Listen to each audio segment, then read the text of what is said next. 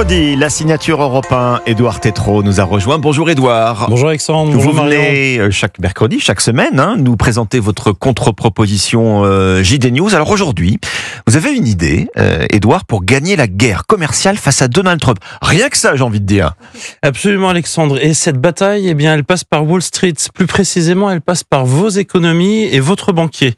En fait, on le sait, depuis son arrivée à la Maison-Blanche, Donald Trump, il veut faire la paix avec Poutine, mais la guerre commerciale avec le monde entier, surtout à ses alliés. Mexique, Canada, Europe, allez on y va, 25%, 50% de tarifs douaniers.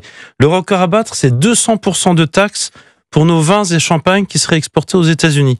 C'est du délire et cela finit par coûter extrêmement cher aux Américains eux-mêmes. Les Américains eux-mêmes, c'est-à-dire ?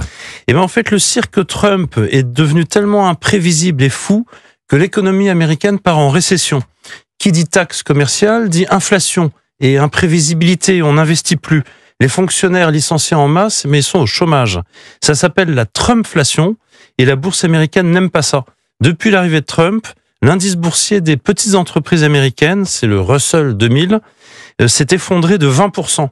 Et ça, c'est un drame pour 160 millions d'Américains qui voient leur plan de retraite, ça s'appelle le 401k là-bas, fondre comme neige au soleil. Ma proposition, c'est la suivante. On va encourager le mouvement, nous les Européens. Les 10 premiers investisseurs européens gèrent 10 000 milliards de dollars.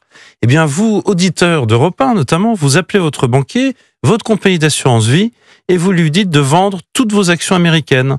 C'est plus prudent d'abord, parce qu'elles sont valorisées très cher, et ensuite vous ferez une bonne action pour les Américains et pour nous. Mais ça veut dire quoi en définitive ? Provoquer un crack en guise de bonne action, Édouard ? Absolument Alexandre. Donald Trump ne comprend qu'un seul langage, celui de l'argent. Il ne va pas supporter longtemps d'être associé à l'appauvrissement de l'économie américaine et de ses dizaines de millions d'électeurs. Alors on vend les actions américaines et puis aussi on arrête de faire travailler les banques, les cabinets d'avocats, de conseils américains. On arrête d'acheter les F-35, vous savez, ces avions de chasse qui portent la bombe. Furtif, oui. Le Canada est en train de remettre ça en cause. Les nôtres, comme avions de chasse, je ne vais pas citer des marques ici, sont bien meilleurs.